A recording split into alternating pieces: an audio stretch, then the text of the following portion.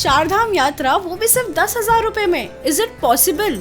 ये यात्रा गढ़वाल रीजन का भ्रमण है और हम इस यात्रा में लगभग 2300 किलोमीटर ट्रैवल करने वाले हैं। देखने में ये जितना आसान है, असल में ये उतना आसान होने वाला नहीं है। फ्यूल, फूड, स्टे, हमने हर एक चीज काफी अच्छे से प्लान करी है और इसमें काफी वक्त लगा है, क्योंकि ये एक्सपीरियंस हम सबके लिए बहुत डिफरेंट होने वाला था। जैसी यात्रा हमने पहले गंगोत्री और यमुनोत्री की थी, उस हिसाब से केदारनाथ बिल्कुल डिफरेंट है, इसलिए वो और भी डिफिकल्ट होने वाला है। इस यात्रा में हमें इतने चैलेंजेस मिलेंगे, इस बात का हमें कोई आइडिया भी नहीं था। तो चलिए चलते हैं गंगोत्री से केदारनाथ की ओर।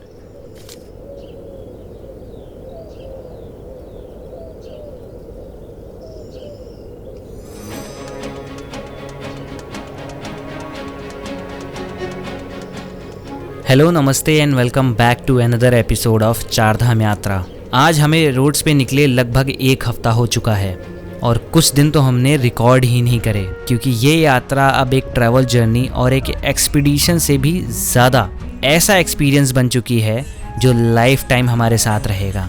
हम 7 लोग इस यात्रा को डिफरेंट तरीके से देख रहे थे, बट कहीं ना कहीं सब में एक भक्ति का भाव था।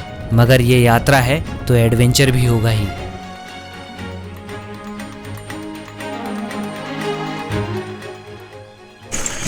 वैसे तो हम आज केदारनाथ जा रहे थे और हमने प्लान किया था कि कल हम केदारनाथ का ट्रैक करेंगे, बट कहते हैं ना, डेस्टिनी में हमेशा कुछ ना कुछ अलग लिखा होता है।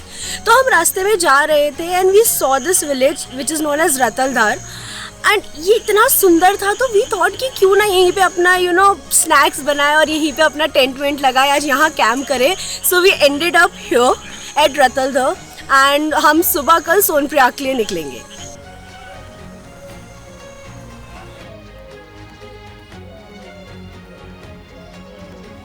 गंगोत्री से सोनप्रयाग की डिस्टेंस लगभग 320 किलोमीटर है और यहाँ जाने के 2 रास्ते हैं।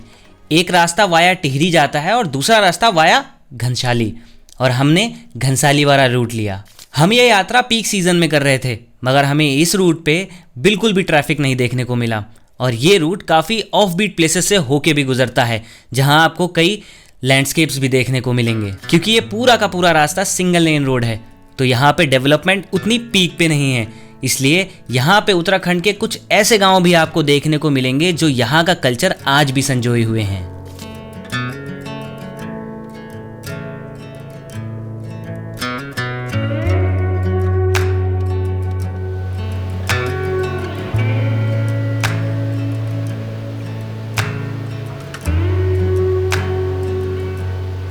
करीबन सुबह से 6 बजे से निकले थे हम और अभी पहुंचने वाले हैं थोड़ी देर में Sonprayag. Most probably it will take somewhere around 1 or 2 hour to reach Sonprayag, but रास्ते में एक वो अच्छा सा वाटरफॉल दिखा, सो वी डिसाइडेड कि क्यों ना यहाँ पे एक अच्छी सी बात ली जाए।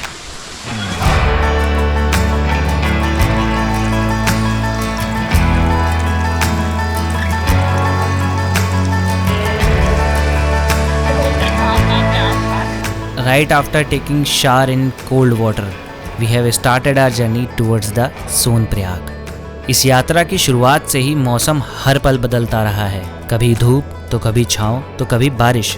यात्रा के पहले ही दिन हमें मूसलाधार बारिश मिली थी, मगर जैसे जैसे हमने एलिवेशन गेन करी वैसे वैसे मौसम सुधरने लगा। इस यात्रा में अब तक कई ऐसे दिन भी आए हैं जब हमने पूरे दिन बारिश में ही बिताए हैं, और कई ऐसे दिन आए हैं जब हमने रात में भी ट्रैवल किया है, बट ये सब यात्रा का एक हिस्सा ही था। केदारनाथ की असली यात्रा शुरू होती है गौरीकुंड से। सोनप्रयाग से गौरीकुंड 7 किलोमीटर का डिस्टेंस है, जो कि आप टैक्सी से आते हैं। पर ऐसा भी माना जाता है कि ये वही जगह है जहां मां पार्वती ने ध्यान किया था शिव जी का प्रेम जीतने के लिए, और ये जगह समुद्र तल से लगभग 6503 फीट की ऊंचाई पर है।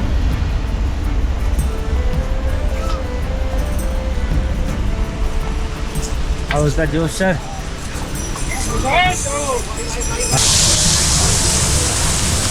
और हालात थोड़े ज़्यादा ख़राब हो चुके हैं यहाँ की वेदर के। Have a look once.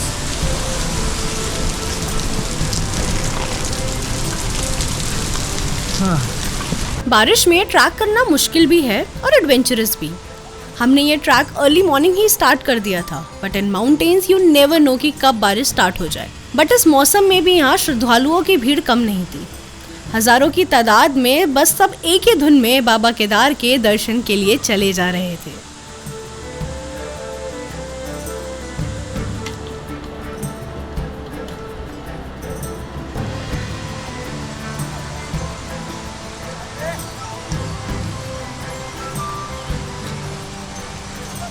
इस पूरी जर्नी में हम 1980 फीट की ऊंचाई से स्टार्ट करते हैं और लगभग 10 घंटे में हम 1600 मीटर का एलिवेशन गेन करते हैं। सुनने में ये एलिवेशन काफी कम लग रही है, बट यहाँ तक आते आते लोगों को ब्रीदिंग प्रॉब्लम फेस करनी पड़ती है। केदारनाथ का ट्रैक इतना सुंदर है कि आपको यहाँ आते आते काफी सीनिक लैंडस्केप्स देखने को मिलेंगे, बट बारिश के चलते हम वो ब्यूटीफुल मोमेंट्स रिकॉर्ड नहीं कर पाए। पर हमने इस यात्रा को कुछ इस तरीके से रिकॉर्ड किया है, हम डेफिनेटली श्योर आप इस यात्रा को बहुत एंजॉय करेंगे।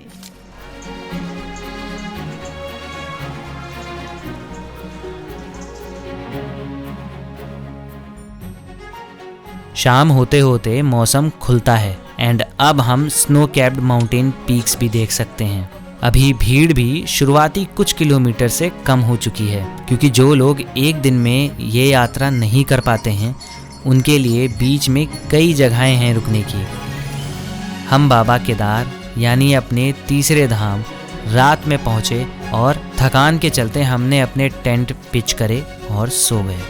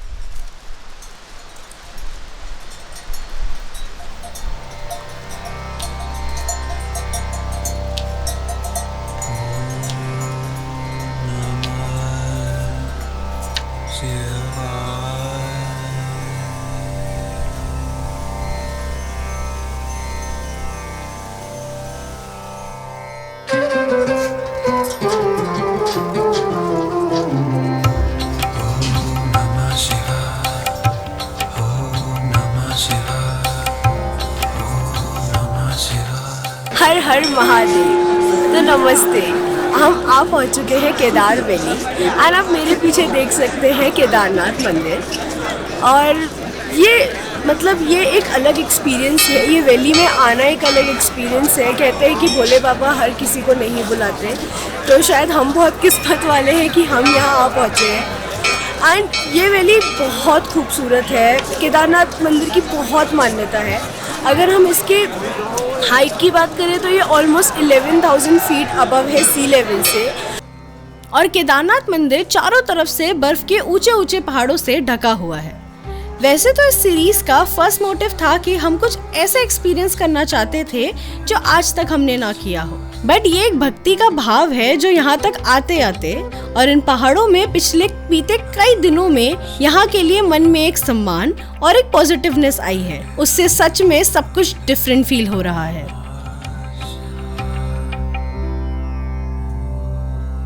मेरे पीछे देख पा रहे हैं ये आदि गुरु शंकराचार्य की समाधि है। केदारनाथ मंदिर के समीप ही आपको ये समाधि मिलेगी। ये समाधि यहाँ इसलिए बनाई गई थी क्योंकि आदि गुरु शंकराचार्य ने 18th सेंचुरी में केदारनाथ मंदिर को रीबिल्ड किया था एंड 32 साल की उम्र में ही उनकी केदारनाथ मंदिर के समीप ही मृत्यु हो गई थी।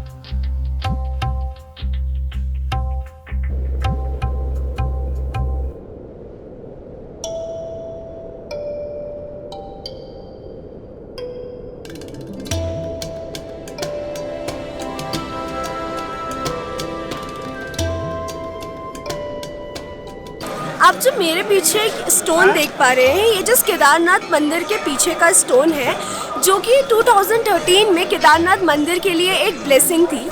ये स्टोन 2013 में जब प्रलय आई थी तो उस स्टोन में केदारनाथ टेम्पल को बचाया था एंड दो साइड को वाटर डिवाइड किया था जिससे कि ये टेम्पल बचा था। और आज श्रद्धालु और आने वाले कई दुनिया भर के टूरिस्ट भीमशिला को पूजते हैं और अपना सम्मान प्रकट करते हैं और साथ ही साथ अपनी श्रद्धा प्रकट करने के लिए कॉइन्स भी लगाते हैं। केदारनाथ में जो ज्योतिर्लिंग है वो बाकी 12 ज्योतिर्लिंग से सबसे ज्यादा ऊंचाई पर स्थित है। साथ ही साथ केदारनाथ 3 साइड से माउंटेन से घिरा हुआ है। फर्स्ट है खुद केदारनाथ पर्वत जिसकी हाइट लगभग 22,000 फीट है। दूसरे नंबर पे है खर्च कुंड जिसकी हाइट है लगभग 21,600 फीट। थर्ड नंबर पे है भारत कुंड जिसकी हाइट है लगभग 22,000 फीट। एंड ये माना जाता है कि यहाँ 5 नदियों का संगम होता है, मगर इस जगह पर साफ तौर पर सिर्फ मंदाकिनी दिखाई देती है। बोल शंकर भगवान की जय।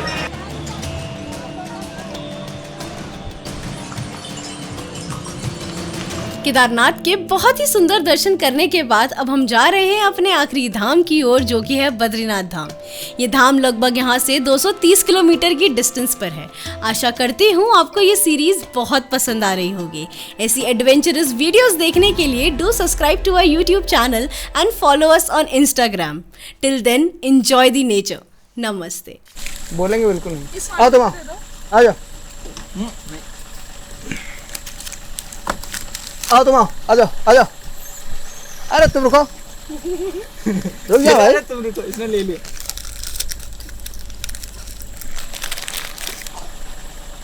रुको रुको तुम रुको रुको यार। रुको चूतिया होगा तुम्हें कहाँ जा रहे।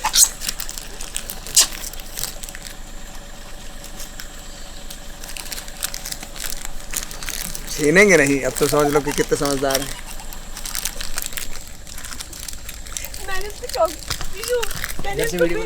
मैंने इसको बिस्किट दिया, कहता तू मुझे बंदे समझती है।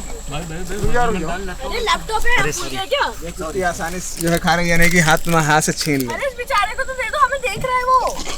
जल्दी की फुटस्टेप्स पे आपका स्वागत है। तो हम पहुंच चुके हैं कोई जगह जहाँ हम केदार